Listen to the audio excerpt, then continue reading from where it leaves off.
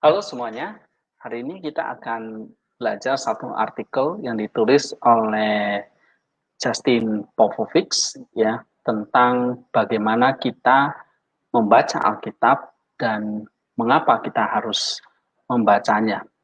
Nah, ini ada satu artikel yang menarik yang ditulis oleh beliau. Di dalam pemahaman tertentu, Alkitab adalah biografi Allah di dunia ini. Di dalamnya Allah yang tak terlukiskan melukiskan dirinya sendiri. Jadi bagi Justin dari seri J atau Justin Popovich ini mengatakan bahwa Alkitab itu seperti biografinya Allah. Di dalamnya Allah yang tidak terlukiskan melukiskan dirinya sendiri. Jadi kita bisa imagine bahwa Allah yang uh, tidak terlukiskan itu menyatakan dirinya, melukiskan dirinya di dalam kata-kata. Kitab suci Perjanjian Baru adalah biografi Allah yang berinkarnasi di dunia ini. Di dalamnya terkait bagaimana Allah untuk menyatakan dirinya kepada manusia, mengutus firman atau logosnya menjadi daging, menjadi manusia, dan sebagai seorang manusia mengatakan kepada manusia tentang segala sesuatu tentang Allah, segala sesuatu yang Allah inginkan dari dunia ini dan manusia di dalamnya. Itulah kitab suci, itulah Alkitab.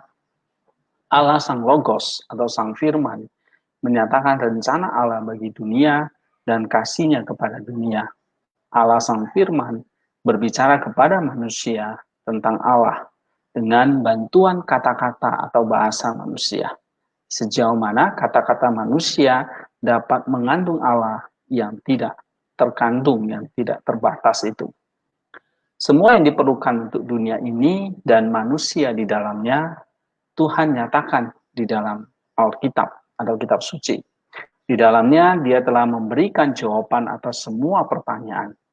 Tidak ada pertanyaan yang tidak menemukan jawabannya, baik secara langsung maupun tidak langsung di dalam Alkitab. Manusia tidak dapat memikirkan lebih banyak pertanyaan daripada jawaban yang ada di dalam Alkitab. Jika kita gagal menemukan jawaban atas setiap pertanyaan kita di dalam Alkitab, ini berarti kita telah mengajukan pertanyaan yang tidak masuk akal atau tidak tahu bagaimana membaca Alkitab dan mungkin tidak selesai membaca jawaban di dalamnya. Di dalam Alkitab, Allah telah menyatakan satu, apa dunia itu, dari mana asalnya, mengapa dunia ini ada, kemana tujuannya, bagaimana dunia akan berakhir. Nah, itu semua ada di dalam Alkitab kita. Siapa manusia itu? Dari mana dia berasal? Kemana dia akan pergi? Terbuat dari apa? Apa tujuannya?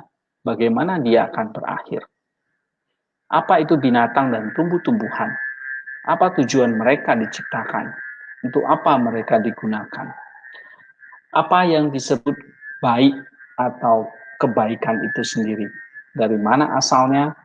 Apa yang dituju, apa tujuannya, bagaimana itu dicapai.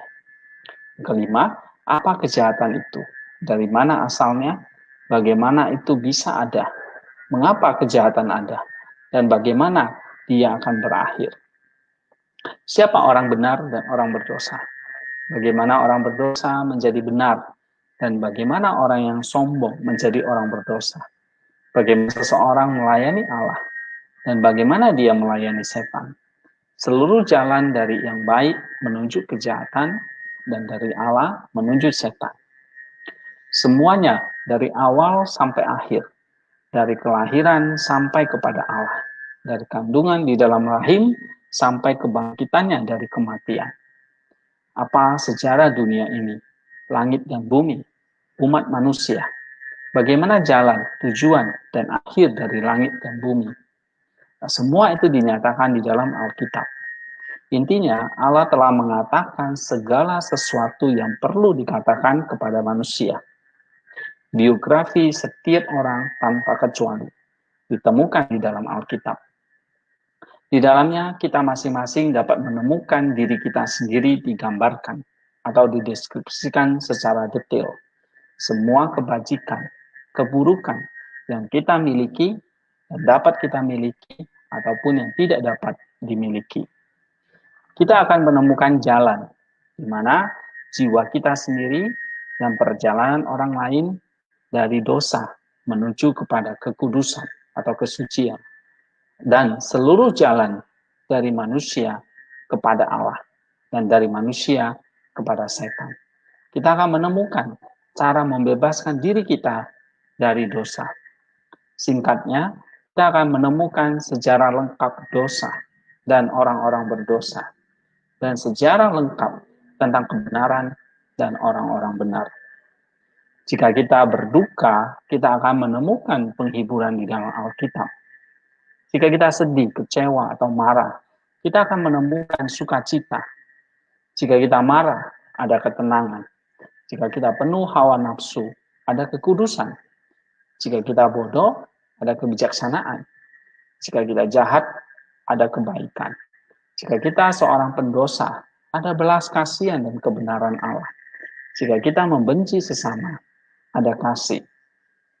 Di dalamnya, di dalam kitab suci, kita akan menemukan obat untuk semua tabiat atau sifat buruk dan kelemahan kita, dan makanan rohani untuk semua kebajikan dan pertumbuhan rohani kita.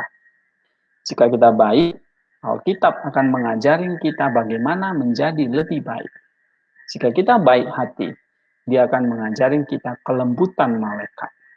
Jika kita cerdas, dia akan mengajari kita hikmat atau kebijaksanaan. Jika kita menghargai keindahan musik dan karya sastra atau gaya sastra, tidak ada yang lebih indah atau lebih mengharukan daripada apa yang terkandung di dalam Ayub, kitab Ayub, Yesaya, Salomo, Daud, Rasul Yohanes, dan Rasul Paulus. Di sini, musik malaikat dari kebenaran kekal Allah dibungkus dengan kata-kata manusia. Semakin banyak seseorang membaca dan mempelajari Alkitab, semakin dia menemukan alasan untuk mempelajarinya sesering mungkin yang dia bisa. Menurut John Chrysostom, ini seperti akar aromatik dari satu tanaman yang menghasilkan lebih banyak aroma ketika semakin banyak digosok. Mengapa kita harus membaca Alkitab? Adalah sama pentingnya bagaimana kita harus membaca Alkitab.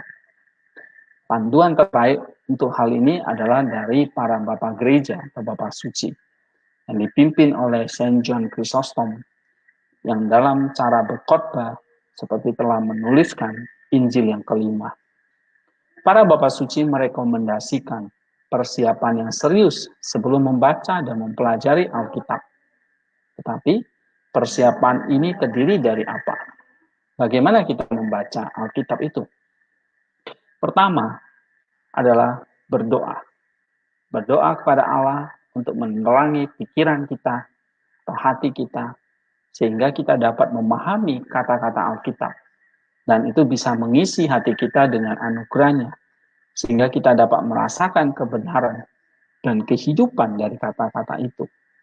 Jadi ini adalah kata-kata dari Allah yang mengandung kasih karunia, anugerah dari Allah, sehingga ini akan mengisi hati kita dan memberikan kita kehidupan. Sadarilah bahwa ini adalah firman Allah yang Dia katakan kepada kita secara pribadi.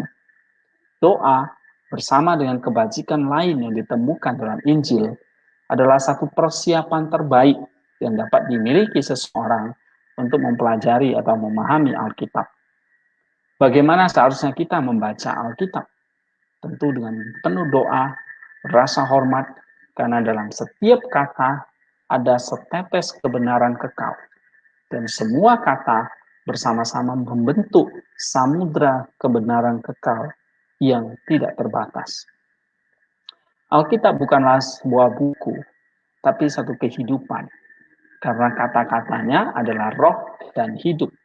Kita bisa baca dalam Yohanes 6 ayat 63. Oleh karena itu kata-katanya dapat dipahami jika kita mempelajarinya dengan semangat rohnya dan dengan kehidupan hidupnya. Ini adalah buku atau kitab yang harus dibaca dengan kehidupan, dengan mempraktikkannya. Pertama-tama, Seseorang harus menjalaninya dan kemudian memahaminya. Di sini kata-kata juru selamat berlaku dalam Yohanes 7 ayat 17. Barang siapa mau melakukan kehendaknya, ia akan tahu entah ajaranku ini berasal dari Allah, entah aku berkata-kata dari diriku sendiri. Lakukan sehingga kita dapat memahaminya. Ini adalah aturan yang fundamental dari eksegesis kita. Pada awalnya, orang biasanya membaca kitab suci dengan cepat, ya, ingin segera menghabiskannya, dan kemudian akan semakin perlahan, sampai akhirnya dia akan mulai membaca bahkan tidak kata demi kata lagi. Karena di setiap kata dia menemukan kebenaran yang kekal dan misteri yang tidak terlukiskan. Setiap hari membaca setidaknya satu pasal dari Perjanjian Lama dan Perjanjian Baru, kata Justin. Tetapi berdampingan dengan ini, lakukan kebajikan dari masing-masing kitab ke dalam praktek hidup sehari-hari. Berartilah sampai itu menjadi kebiasaan bagi kita. Jadi kita membaca, memahaminya, kemudian kita berlatih melakukannya sampai itu menjadi satu kebajikan yang akhirnya menjadi satu kebiasaan, habit bagi kita. Mari kita katakan misalnya bahwa kebajikan pertama misalnya pengampunan atas penghinaan atas diri kita. Biarlah ini menjadi satu kewajiban harian kita. Kita bisa bergaul dengan siapapun, kita bisa konflik dengan orang lain, tapi ada pengampunan. Dan bersama dengan itu kita berdoa kepada Allah, ya Allah yang penuh belas kasih, berikanlah aku kasih terhadap orang yang menghinaku. Dan ketika kita telah menjadikan kebajikan ini sebagai kebiasaan, maka setiap kebajikan lainnya setelahnya akan lebih mudah bagi kita. Dan seterusnya sampai kebajikan yang terakhir. Hal utama adalah membaca Alkitab sebanyak mungkin. Ketika pikiran tidak mengerti, tapi tidak mengapa. Hati akan merasakan. Dan jika baik pikiran tidak mengerti maupun hati yang merasakan, bacalah lagi. Karena dengan membacanya, kita sedang menabur firman Allah ke dalam jiwa kita. Dan di sanalah firman Allah tidak akan binasa, tetapi secara bertahap dan tanpa kita sadari akan masuk ke dalam natur jiwa kita atau relung dari hati kita dan akan terjadi benih di tanah. Lalu pada malam hari ia tidur dan pada siang hari ia bangun dan benih itu mengeluarkan tunas dan tunas itu makin tinggi. Bagaimana terjadinya? Tidak diketahui orang itu.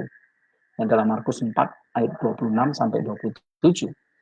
Jadi kita tidak perlu khawatir kalau kita tidak mengerti, kita akan terus harus membacanya karena benih itu pasti akan bertumbuh. Ada hati yang bisa merasakan itu. Hal utama adalah menabur. Ini yang paling penting. Adalah dan Allah yang membuat apa yang ditabur itu bertumbuh. 1 Korintus 3 ayat 6. Tapi kita jangan buru-buru ingin berhasil. Jangan sampai kita menjadi seperti orang yang menabur hari ini, tapi esok hari sudah mau menuai. Dengan membaca kitab suci, kita menambahkan ragi ke dalam adonan jiwa dan tubuh kita, yang secara bertahap mengembang dan memenuhi jiwa sampai benar-benar meresap dan membuatnya mengembang atau bangkit dengan kebenaran Injil. Ya, jadi ada satu perumpamaan seperti ragi yang masuk ke dalam adonan jiwa dan tubuh kita. Dalam setiap contoh, perumpamaan Tuhan Yesus tentang penabur benih dapat diterapkan pada kita masing-masing. Benih kebenaran ilahi diberikan kepada kita di dalam Alkitab. Dengan membacanya, kita menabur benih itu ke dalam jiwa atau hati kita sendiri. Benih itu jatuh di tanah yang berbatu dan berduri di jiwa kita, di dalam jiwa kita. Tetapi ada juga yang jatuh di tanah yang baik di dalam hati kita. Dan itu menghasilkan buah. Dan ketika kita melihat buahnya dan mencicipinya, ada rasa manis dan sukacita akan memacu kita untuk membersihkan dan membajak daerah berbatu dan berduri di dalam jiwa kita.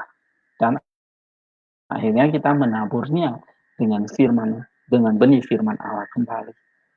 Tahukah kita kapan seseorang menjadi bijak dalam pandangan Kristus Tuhan kita? Ketika dia mendengarkan firman-Nya dan melakukannya. Awal dari hikmat atau awal dari orang berhikmat adalah mendengarkan firman Allah dan melakukannya. Kita bisa baca dalam Matius 7 ayat 24 dan 25.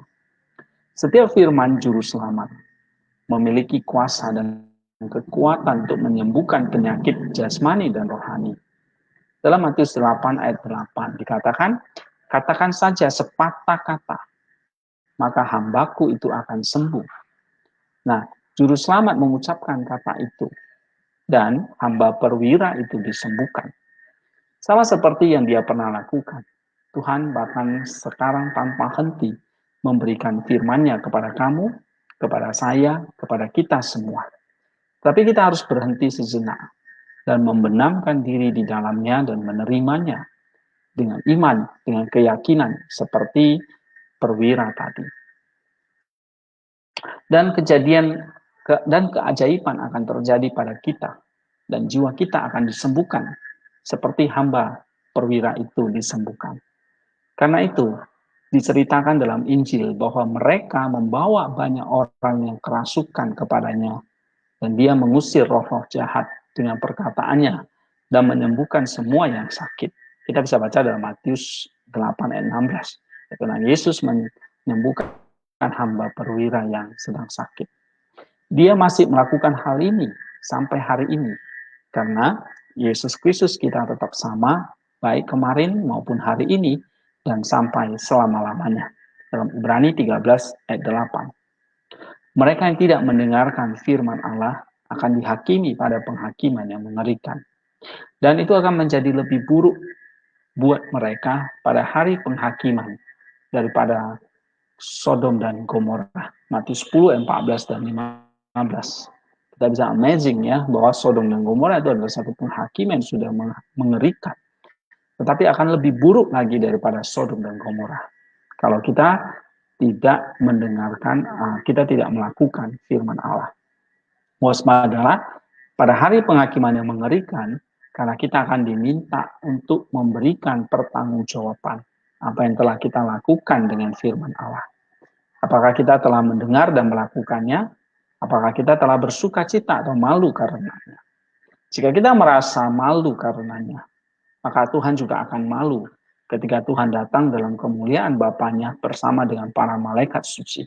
Markus 8 ayat 38. Tetapi aku berkata kepadamu, setiap kata yang sia-sia yang diucapkan, orang harus dipertanggungjawabkannya pada hari penghakiman. Setiap kata menemukan pertanggungjawabannya. Dalam Matius 12 ayat 36. Nah, untuk menghindari hal ini, kita harus mempelajari dan memahami firman Allah dari Alkitab dan menjadikannya milik kita. Karena Allah mewartakannya kepada manusia. Sehingga mereka dapat menerimanya dan mereka juga menerima kebenaran Allah itu sendiri. Dalam setiap kata juru selamat, Tuhan Yesus ada lebih banyak kekekalan daripada di seluruh surga dan bumi dengan semua sejarahnya. Karena itu, Yesus berkata, langit dan bumi akan berlalu, tetapi firman-Ku tidak akan berlalu. Dalam Matius 24 ayat 35. Ini berarti bahwa Allah dan semua yang diciptakan Allah ada di dalam kata-kata juru selamat. Oleh karena itu mereka tidak bisa berlalu. Jika seseorang menerimanya, dia lebih kekal daripada langit dan bumi. Karena di dalamnya ada kekuatan yang mengabadikan manusia dan membuatnya abadi. Mempelajari dan menggenapi firman Allah menjadikan seseorang sebagai saudara Tuhan Yesus. Dia sendiri mengungkapkan hal ini ketika dia berkata, ibuku dan saudara-saudaraku adalah orang-orang yang mendengar firman Tuhan dan melakukannya. Dalam Lukas 8 ayat 21. Artinya, jika kita mendengar dan membaca firman Allah, kita adalah setengah saudara dari Kristus. Tapi jika kita melakukannya, maka kita adalah saudara seutuhnya dari Kristus. Dan itu adalah sukacita dan hak istimewa yang lebih besar daripada para malaikat.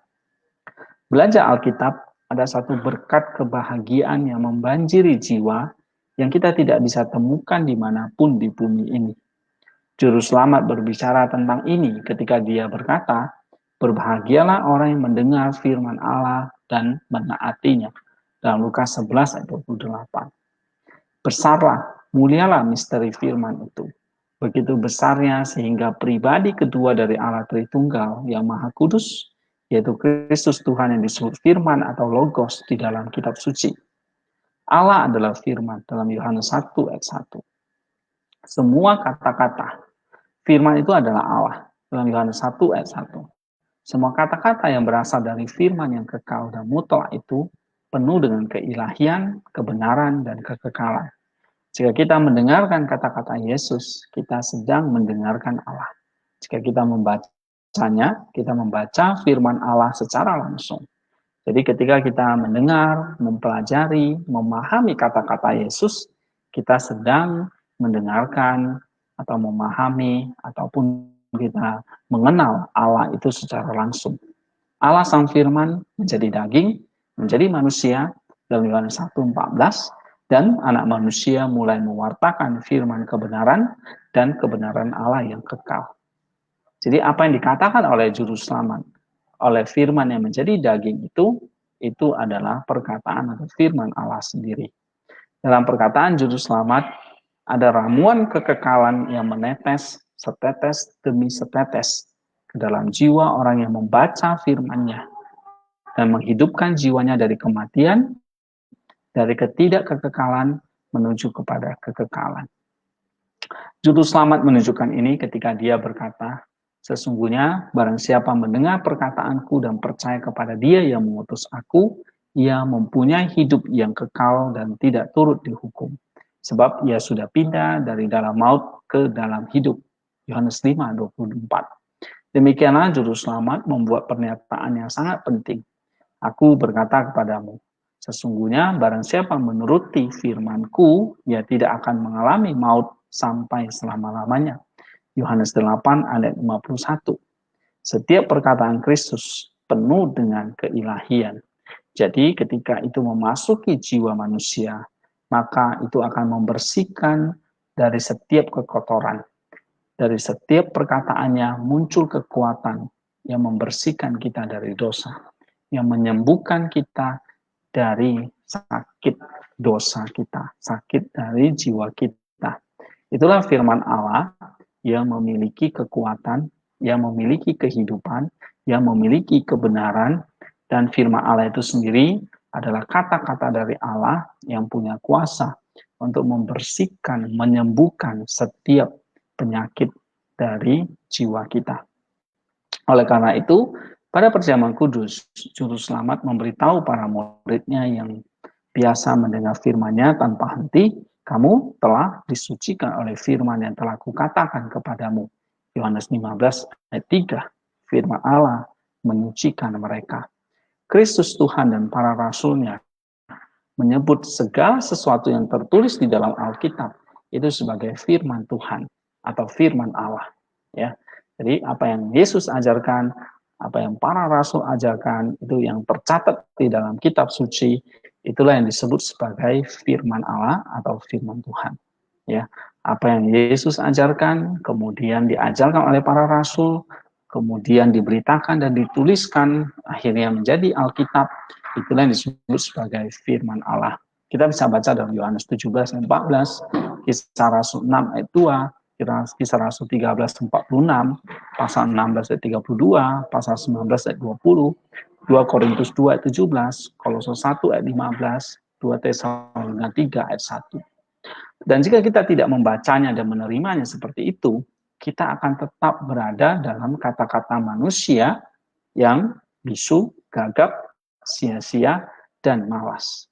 Setiap firman Allah penuh dengan kebenaran ilahi yang menyucikan jiwa untuk selama-lamanya setelah ia masuk ke dalamnya. Demikianlah Juru Selamat berpaling kepada Bapa Surgawinya dalam doa. "Bapa, kuduskanlah mereka dalam kebenaran, sebab firman-Mu adalah kebenaran." Yohanes 17 ayat 17. Jika kita tidak menerima firman Kristus atau perkataan Kristus, firman Tuhan itu sebagai firman Allah, sebagai firman kebenaran, maka kepalsuan dan bapa segala dusta di dalam diri kita memberontak melawannya. Di dalam setiap kata juru selamat, ada banyak hal yang supernatural dan penuh kasih karunia. Dan ini adalah kasih karunia ke dalam jiwa manusia ketika firman Kristus atau firman Tuhan itu mengunjungi jiwa kita. Oleh sebab itu, dan sekarang aku menyerahkan kamu kepada Tuhan dan kepada firman kasih karunia-Nya yang berkuasa membangun kamu dan menganugerahkan kepada kamu bagian yang ditentukan bagi semua orang yang telah dikuduskannya. Dan Kisah Rasul 20 ayat 32. Seperti kuasa hidup yang dipenuhi kasih karunia atau anugerah, firman Allah atau firman Tuhan ini memiliki pengaruh yang menakjubkan dan memberikan kehidupan pada seseorang selama dia mendengarnya dengan iman dan menerimanya dengan iman. Dalam 1 Tesalonika 2 ayat 13. Segala sesuatu dikotori oleh dosa, tetapi semuanya disucikan oleh firman Allah dan doa. Segala sesuatu, semua ciptaan, mulai dari manusia sampai cacing. 1 Timotius 4 ayat 5. Dengan kebenaran yang dibawanya dan dengan kuasa yang dimilikinya, firman Allah hidup dan kuat dan lebih tajam daripada pedang bermata dua manapun. Ia menusuk amat dalam sampai memisahkan jiwa dan roh, sendi-sendi dan sumsum. Ia sanggup membedakan pertimbangan dan pikiran hati kita. Ibrani 4 ayat 12. Tidak ada yang rahasia di hadapan firman Allah. Karena setiap firman Allah mengandung firman atau logos Allah yang kekal itu. Logos yang memiliki kuasa melahirkan atau meregenerasi manusia. Dan ketika seseorang lahir dari logos, dia lahir dari kebenaran. Hal ini Rasul Yakobus tuliskan kepada orang-orang Kristen bahwa Allah Bapa telah melahirkan mereka dengan firman kebenaran. Yakobus 1 ayat 18. Dan Rasul Petrus mengatakan kepada mereka bahwa mereka telah dilahirkan kembali oleh firman Allah yang hidup dan yang kekal. 1 Petrus 1 ayat 23. Jadi firman Allah atau Alkitab itu adalah sang logos yang memiliki kuasa untuk melahirkan manusia. Semua firman Allah yang telah Allah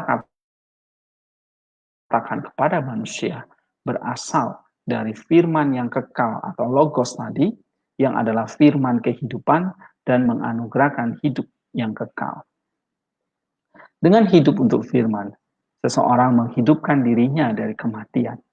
Dengan mengisi dirinya dengan hidupnya kekal, maka seseorang menjadi penakluk kematian dan akhirnya mengambil bagian dalam kontrak ilahi. Dalam 2 Petrus 1 ayat 4. Dan berkatnya tidak akan ada habisnya. Jadi saudara-saudara, poin utama dan terpenting dari semua ini, ya, dari apa yang saya jelaskan tadi, adalah bagaimana kita memiliki iman dan perasaan cinta, kasih kepada Kristus Tuhan. Karena misteri setiap firman Allah terbuka di bawah kehangatan perasaan cinta itu. Sama seperti kelopak bunga yang harum akan terbuka di bawah kehangatan sinar matahari. Amin, saudara-saudara. Kiranya renungan atau artikel ini bisa memberkati kita semua, menambah iman dan perasaan cinta kita terhadap kitab suci, menambah perasaan cinta kita, sehingga firman Allah ini akan terbuka, membawa perasaan kasih kita kepada Allah dan sesama kita. Sehingga kita bisa terus menaati firman Allah itu, dan terus memulihkan kita, sampai akhirnya kita bisa mengambil bagian dalam kodrat ilahi. Menjadi sama seperti Kristus, menikmati berkatnya yang tidak akan habisnya. Dimulai dari kita rajin, tekun, membaca setiap kata-kata Allah, setiap kata-kata Kristus yang di dalam Alkitab, sehingga ini akan masuk seperti benih yang hidup, yang akan tumbuh subur di dalam hati kita. Walaupun ada tanah berbatu atau berduri, Tetapi ketika kita mampu menumbuhkan itu menjadi buah, maka itu akan mendatangkan perasaan yang sukacita untuk kita bisa membabat habis duri ataupun bebatuan di dalam hati dan jiwa kita. Sehingga kita bisa terus bertumbuh dan berbuah bagi Allah. Dan kita boleh suatu saat nanti kita akan mengambil bagian dalam kontrak ilahi. Terima kasih semuanya, kiranya sharing ini atau video ini boleh memberkati saudara-saudara semua. Tuhan Yesus memberkati. God bless.